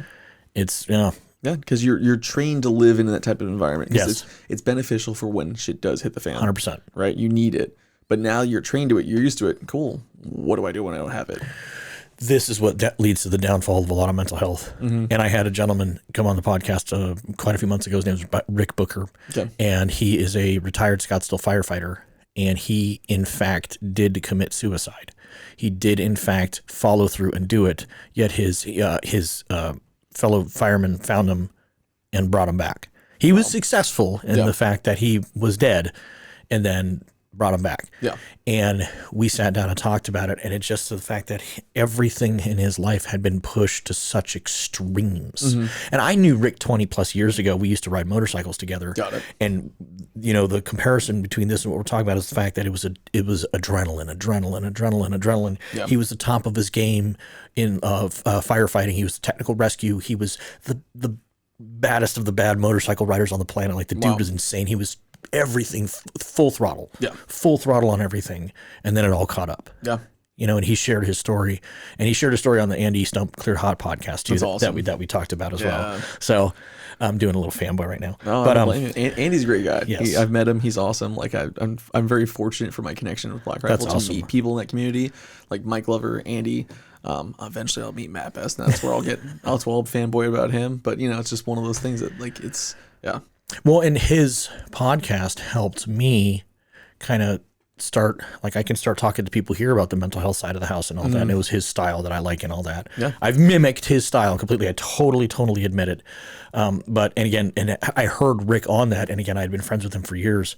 And then to sit down and have this conversation with such a powerful human being that shared his story takes great strength. And and now he's going around the country right now doing as whatever he can, talking to whoever he can. Yeah. And on this note, I've made contact with a lot of individuals that are doing this.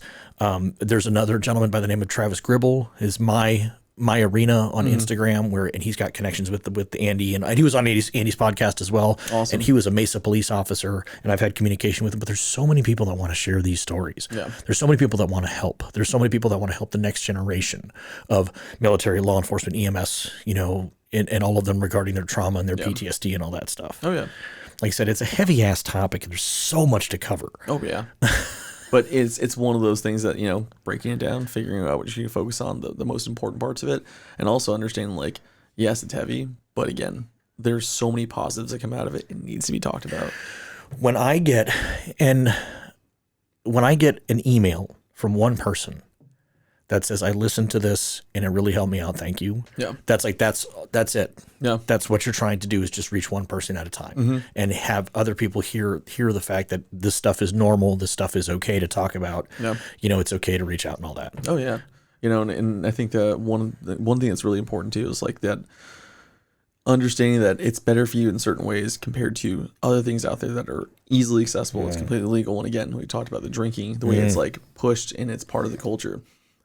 I don't hate on drinking at all. I work in food and beverage, right? I also manage a restaurant at night, and I have to know cocktails and wine and all that, right? And I enjoy a nice cocktail every now and again. But what it comes down to is that it's the abuse of it, which where it really causes the issues and the problems. And that's where people just have to understand, like, it doesn't matter what you're doing. It's the abuse of it that is really important to it. And we'll talk about it in our podcast, like on Infinite Grit. We'll go on about how drinking is probably one of the worst things for you. We're not saying don't ever, right? It's nice to have a drink every now and again. But people are so afraid to admit that. It's so hard to see that, like, we literally, it's the moment we mention drinking, views go down. And we've commented on that, right? John, you'd ask John, he's the guy that I do it with, and he's the one who's started and everything else. He's like, anytime I mention anything about alcohol abuse or addiction when it comes to drinking or anything like that, how it could be unhealthy, views go down because people don't want to hear it. And that's sad. When I go onto the Facebook pages, and I'm still a member on a lot of the law enforcement Facebook pages and all that, and talking about, I forget specifically which one it was that I was on. They were talking about a traumatic event, and somebody said, "Yeah, no, I just drink every night and then just pass out till I drink." But then it was comment after comment after comment of that, and that's the reality because I lived the reality as well. And it's a sort of thing where it's like, this is not healthy, and it's not being touched upon by management. It's not being touched upon by anybody other than don't come to work drunk. Make sure you have 8 hours prior. So it's, no. And it's just one of those things that people just, and the sad part is it's been so widely accepted for so long that you can't do anything to touch it. No. Right? And it's such a huge industry and there's so much money around it. There you go. Yep. That's why I say that cannabis will never be legalized, is because the pharmaceutical companies give hundreds of millions of dollars to our politicians. They're not going to legalize it. Not anytime soon. Yeah. And that's the hardest part about it. Like, and then people, when it comes down to it, money's always a huge deal. That's all it's all about. That's the bottom line. I mean, it's funny is that the pharmaceutical companies, if they were smart, they just buy into it and start doing it themselves. Right? That's it. Just make the best damn weed. We'll all buy from you. Yeah, but seriously. don't do like. But the other thing is though too is that those of us who are medical patients want good, clean medicine that doesn't have synthetics in it, that doesn't have all the all the crap in it. Yeah. Like, that's the number one reason why I don't like pharmaceuticals. I don't want chemicals. Yeah. Oh yeah. That's the thing. Like I'm more of a naturalist in some ways, right? I'm not like the most whatever, but you're half granola. Yeah, exactly. Right. I try my best to stay away from all that because all the fake stuff out there. Right. It's insane. And it's worse here in the US than it is anywhere else. Traveling overseas to Europe, like the first time ever, had me realize how different our food is compared to theirs because you can actually taste. It's actually fresh and it's not processed and go through this. And they weren't fed all these chemicals and whatever else. Like, it's insane how you just even taste the difference when it comes to it because all of our stuff here is processed. Yeah. Everything we have here is fake this and fake that. I mean, you can't eat a bowl of cereal without having X amount of chemicals in there. Right. That's why there's a big push right now to like start growing your own, start doing that type of stuff, start homesteading and all that type of stuff. Man. If I can make that happen, I like the overall goal. I'd love to homestead. Like, and people get like, oh, you're a prepper, you're this, you're that, whatever else. Well, no, I'm smart. Yeah, I just like to go out and pick my own cucumber. Yeah, right. I just want to live a life on the range. Right? Oh, same here. Right. I would love to. I want to make sure that I'm always protected. Yeah. Right. I want to make sure I protect myself, my family, whoever else is around me. Right. B, I've got the resources I need to survive, whether it be hunting, feeding, protecting myself, whatever else, right? And then I just want to live a simple life. Right. That's it. I just want to be able to enjoy myself and see what the world has to offer. That's it. This is the sort of thing where where when you look at the politics of it, that has become a very right-wing status and all that good stuff. And it's like, no, I don't feel that that's right-wing at all to just want to. I just very recently got into a little bit of gardening. I sat down and had a gentleman on. His name was Patrick King, the Soil King. So if you need soil, I'll set you up. And he loves helping vets. Patrick, I'm calling on you. Let's get something set up for veterans. Yeah. But he teaches to grow like food and all that good stuff. That's awesome. And he loves veterans. He loves to teach. And when I had him sit down and talk about, the sustainability and all that, it's amazing though, to where we don't need it to do all the chemicals. It can be done naturally. Yeah. And it can be done. It's just a little bit more expensive, but nobody wants to. And I don't understand how wanting to be independent turned into a right-wing ideology and where it used to be the left side that wanted to live off the land and be in, the hippie communes and all that type of stuff. I don't understand how this got politicized. Yeah. I don't understand how this got turned into like we said earlier, the extremes, the one on this side and that side. It's the money. It's always money. I don't get it. Right? Why would I let you grow over yourself when I could have you buy from us? Right. Right. And yeah, we're going to give you a quality product, but actually we're going to change it because it costs this much, but we can have it cost $1 less to make this. We're going to take this shortcut because we're trying to increase profits. Yeah, it's wild, honestly. I've never been overseas. I've never eaten other places, but I do understand that like some of the components that we use in our food are banned in European countries. So like, no, we're not touching that stuff. Yeah, seriously. And like, I'm not saying they're like right on everything, but I'll tell you this: the food though, I will say like the U.S. If you're comparing food and wherever else as far as restaurants, we have some of the best because we have the best chefs, we have the best equipment. We could buy this, we could buy that, whatever else. But it also comes at a premium. The everyday Joe, you're not going to go to Chili's, right, and get whatever you want. It's going to be so healthy for you versus going to any restaurant in Europe and getting that healthiness, right? Just like people who are trying to eat healthy right now here in the States, they're working out, they're doing a fitness journey. You want to go to a restaurant and eat healthy, you're going to cost $3 or $4 more easily for your entree, if not more, right? Then it's going to be getting anything else because again, it's about money. It's always going to come down to money. The thing I don't like about the fitness industry, though, is that everything is monetized. Yeah. That is kind of annoying. And it's just like I would rather that stuff be subsidized for health than half of the crap that the government subsidizes for. You know what I mean? Let's again, I don't want to get political here. We have touched a little bit, though. But like, why has there been no push to just lead a healthy lifestyle? From the government. I'm not talking from fitness companies. Fitness companies want you to invest in their product. Fitness companies want you to train with their trainers. That's great. That's fine. I'm all for that. And again, especially if you don't know what you're doing, go find a good trainer. Right. Go find a good trainer. Find a good trainer. And I learned too, though, that with a back injury, go find a good physical therapist. Find a good physical therapist, even if you don't have any issues. But why is all of this other stuff pushed instead of just living a healthy lifestyle? Well, because if you live a healthy lifestyle, then you don't need the government. If you don't have, I mean, think about it. Government's a business, right? What it comes down to, like, yes, they're there to help us. They're supposed to be there to support us. Supposed to, right? But it's a major organization, right? They need to pay for their social programs. They have to do this. They have to do that. Whatever programs they want to fund, they have to get taxpayers' money, right? They need the taxpayers to pay that money. The taxpayers need them in some way, shape, or form in order for them to want to work to give them their money. So what it comes down to, it's always about money, right? If we have you push yourself to lead a healthier lifestyle, to eat healthier, to do this, do that, well, then you won't have the health problems that you need. Which, if you have health problems, then the pharmaceuticals are going to pay us money because they want us to push, legislation. They have their companies do this, and that, right? It's always going to come back to money every single time, and it's sad because it's not what the government should be there for, but they're doing it. They're there. And that's very, very disheartening because it's all about money. Yeah. It takes money to get reelected, reelected, and it's just a perpetual cycle of just money. Yeah. I mean, talk to anyone who's ever run for any office. I'm sure they'll tell you how much money it takes to get there. Yeah. I mean, even just being a city council member to run for that type of position, the amount of fundraising you do, and then, if you want, again, as you continue to move up the ladder, the amount of money it takes to fund, to do this, do that, and also to get influence. Huge. It's always money. I'm friends with Julie Gunnigal. She ran for Maricopa County attorney. And we didn't speak specifically about what it costs, but she has said, like, you get to spend 90% of your time talking to people begging for money. Yeah. That's all you're doing. That's all it is, right? And it's a sad truth. Like, I literally am having a conversation with someone who is looking at running for city council for this next year. And as we're going through, he's like, I did not realize how much money it's going to take because there's all the fundraising to do in order to make it happen.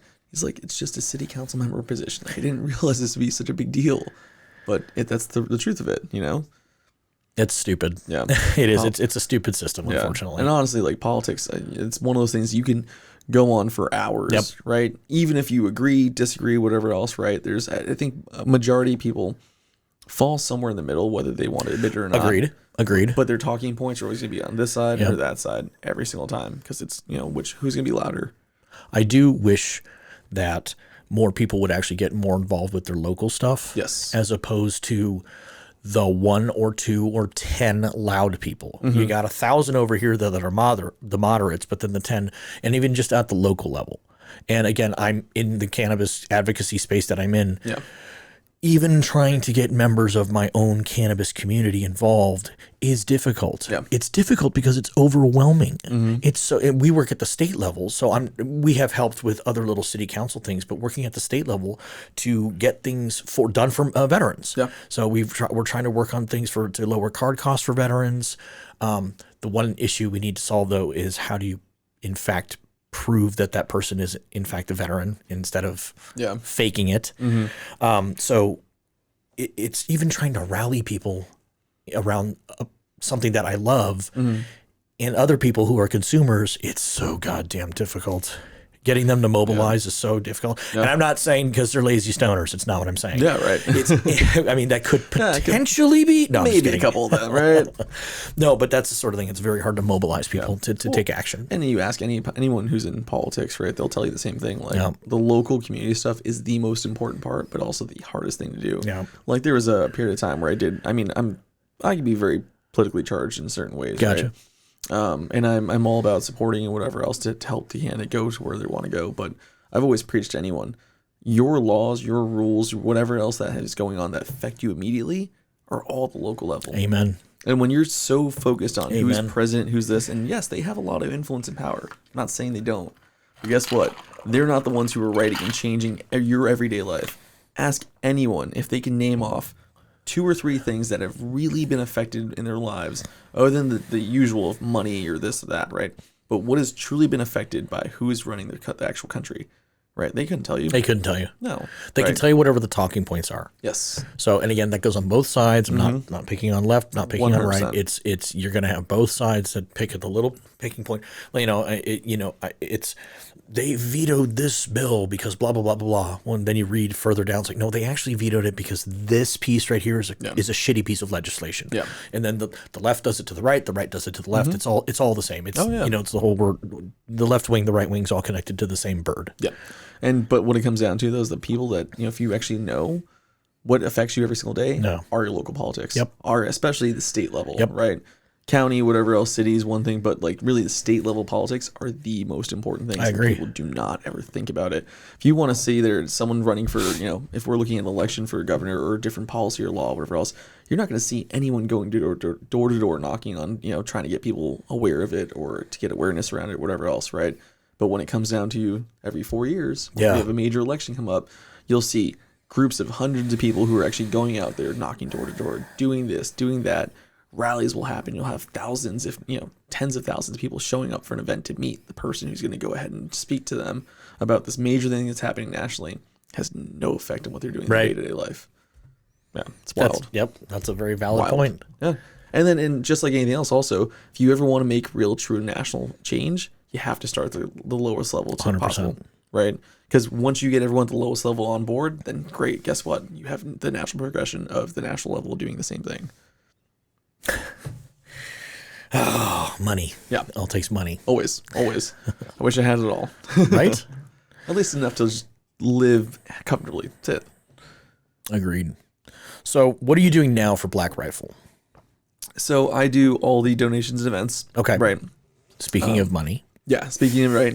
Well, and that's the thing. Like, the nice thing about it is I'm not asking for money. I could totally be the guy to be a fundraiser for like a 501c3 or something like that. But I focus on organizing events for the store itself. But donations really are focused towards putting together donations to military units, police departments, fire departments, hospitals, things like that. Because Black Rifle is all about giving back to our community, giving back to the people who take care of us. So every single store has a crate inside there where they're able to. Customers, as they're going through purchasing their items or whatever else, they're grabbing coffee, they can donate a bag, a can of coffee. Oh, cool. Whatever I have seen that. Yeah, I have seen that. So there's a little thing that shows it. It says donate a bag of coffee today, and we'll write whichever organization it is. And every 2 weeks we change out who we're donating to. So what I ended up doing is I coordinate with the actual organization we're donating to say, hey, like we've got this coming your way. We'd love to take some photos. We like to make it a thing because we want to show. Hey, we're here to support you. Gotcha. And we want to ensure that they get the coffee too. It's like inconspicuously drink from my Black Rifle cup. Right. And then, my thing is like I work with the organizations to plan that out, but also to encourage the team members to say, hey, let's push this. Because my thing is like I see these donations going to these police officers, firefighters, whatever else, and they love it. being someone who's served in the Air Force, but also being a former law enforcement guy, there isn't a lot of support for those guys. No. Like, people love them to talk about it. Everybody loves the Air Force. Yeah. But Yeah, no. Everyone in the military doesn't love the Air Force. everybody in the military does not love the Air Force. The Air Force loves the Air Force. Exactly, right. You guys love your golf courses. Amen. Amen. Right. But it's just one of those things that, like, people will talk about loving and supporting whatever else, but what are they doing to actually show support? Giving back to that, like, and also it affects the individuals themselves versus like a large organization. Any organization, you write a blank check to, a company, an agency or whatever else that says this, and it's going to go there, it's going to get lost somewhere. But to see the actual guys on the, doing the day-to-day, on the line, doing the job, get that coffee, huge. Can't tell you how many times I've gone to a fire station, and these firefighters, there's, 10 of them in the station, depending on where you're at. They're sitting there doing their thing, and all of a sudden we show up with coffee, they're like, why? And I'm like, well, we just want to caffeinate you guys. They're like, this is the coolest thing ever. They're like, we're on shift 24 or 48 hours, depending on which city you're in. They're like, we don't ever get this type of appreciation. That's awesome. Right? And as much as I love my firefighters, they have the cush job. Everybody loves a firefighter. Yeah. And then they'll joke around too. Like, they'll go back and forth about it. But, like, those guys are the ones that people love, and they don't get the support they need. Right? When I show up and I see police officers, whether they're on a call, whether they're just hanging out doing their things, and I show up and I bring them coffee, they're like, whoa. Like, first of all, is this a trick? Like, what's going they're on? like, okay, I got to make sure the bag hasn't been tampered with and all that. Am I on camera right now? Like, what's going on? Right? And that's one of those things. But, like, to see that, they see that, like, oh, wow, the support here is huge. No. We're here for you. We want to back you. That's amazing for them. And then the event side of it, I mean, I'm just, an event guy that loves to go out and, get the brand out there, advertise for us, and get people to know that we do have stores, we have locations that are coming in. Phoenix is going to be one of our biggest markets as we continue to grow the company. So my thing is to get people to know, hey, we do have stores here. This is where they're at currently. This is where we're going to have them. So that way people go in there more and more, because there are tons of competitors out there that people would buy coffee from day to day. Right. We'd rather them support a veteran-founded company that supports our military, law enforcement, first responders.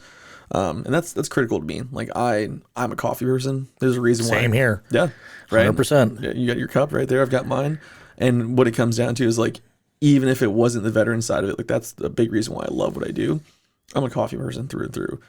And we have fantastic coffee. The coffee's really damn good. Yeah. Like, I love a good, strong coffee. And I've been a fan of Starbucks for years and years and years. And then I actually think that Black Rock was better coffee than Starbucks. Yeah. Then I saw that you guys opened one, and I'm sorry, but I'm loyal because I resonate with the people. Yeah. I can walk in and immediately joke and cut back and forth with the people behind the register, whether they are actually veterans or not. Yes. And again, it's just it actually seems more welcoming and inviting. Yeah. And the coffee's really damn good too. And I legit mean that as a coffee lover. Yeah. And that's the critical part of it. That's the most important part. That's why we have the retail outposts, as we call them, right? And it's because we want to make sure it's military themed. Yeah, right. We want to make sure that people have a place to go to do that, because you can buy online all day long. You'll see our funny YouTube videos. You'll see all that. It's great. And the coffee tastes fantastic. But to have that place to go to say, oh, this is my home. This is my spot. I went into coffee because after I got out of the military, I was going to school and I was working there. I was always studying there, and I realized I love being inside a coffee shop. Gotcha. It was just peaceful. You get to know people, right? I get it. Yeah. Yeah, you get to shoot the shit with random people. The people behind the counter are fun, whatever else. And then I started actually having appreciation for coffee and how it actually groups people together. And I started working there. Starbucks was a great tool for me to learn a lot of things as far as, like, the knowledge of my basics of what coffee is, because I ended up going through the Coffee Master program and everything else. And I started nerding out on it a little bit more. And I left the company because the company as a whole has a lot of things when it comes to politics and whatever else. And it's Understood. just not my thing. Understood. And it's a shame that any company should be involved in any sort of politics. Right. And that's the thing. Like, Black Rifle has a certain demographic, but we're not politically charged in any way, shape, or form. I agree with that statement 100%. It does have a certain demographic for a reason. Yeah. But, we're not politically charged. People will give us hell because they're like, well, you didn't support this. You didn't support that. Well, we support firearms. We support America. We support dogs. We love coffee. I mean, those are the things we care about. That's your niche. Yeah. That's the company's niche. That's fine. That's who they cater to. Yeah. And, whether it doesn't matter if we're left or right, what it comes down to is we care about the most important things, which are, again, freedom, dogs, coffee, guns. That's it. Right? That's it. They even asked that. I remember being asked that in the interview when I got hired a year ago. But it's just, that's what we focus on. And even, like, there was an article that came out internally President Biden came to our headquarters and we gave a tour of our facility, and we had the Secret Service there, and we took care of their Secret Service guys. Okay, because they are first responders, right? Oh, 100%. Doesn't matter who it is, right? We're not politically charged. We're here to serve coffee and make a damn good cup of coffee and have a welcoming environment. Because again, other places that are hardcore one way or the other, they don't care about the welcoming environment. They care about money and profits. And they don't spell your damn name correct. Not naming any freaking place, but anyways. Right. No, but no, it's a very welcoming environment, and it is just feels better just to walk into one. Yeah. And again, the coffee is really delicious. I love it. And I love the fact that I can say, "Ooh, I want that," and you guys will open a bag and do a pour over or whatever. That's the thing. We've got over 20 roasts for people to choose from. So if you have a certain fancy, certain it's too bold, it's not not enough flavor where else, there's different flavor profiles you can find. We have new stuff coming out all the time, which is pretty awesome. And like I said, for me, I love the coffee side of it, but really what it came down to at the end of the day, why I loved the idea of working there, was honestly the work we do to give back to our guys. Being someone who's in the military, having a handful of friends who are all police officers in different agencies across the state, and family who are also involved, like knowing I'm able to give back to those guys, and we keep the politics out of it, we keep everything away from it, I'm in. And it's the sort of thing where you wouldn't be where you are today in such a role had the past not have happened. Yes. And where you are today is a pretty decent place. Yeah. Sounds like. I'm pretty happy where I'm at. And there's only continual growth, which is great. But you're right. I thought about it. I had a conversation with someone. Had I not had the past I had right back then, I would still be in. Yep. I'd be almost I'd be 7 years shy, or actually 6 years shy of retiring, which is great. It's awesome. I was on the right path in that sense. But my mindset, who I was as a person, I would never have grown. Right. I would have been this one cut of a person. And after I retired in 6 years from now, I'd be like, what do I do next? Yep. And people go through that, which is fine. For me, this worked out a lot better in my life. As much as I look back on the time, I thought it was the worst thing that happened to me. Agreed. Now I know better. Understood. Understood. That's awesome, man. Yeah. So that's great. I appreciate it. Well, yeah. No, I think this is a perfect. You've given me an hour and a half of your time, man. I sincerely appreciate it. It hasn't even seemed like an hour and a half. It's been great.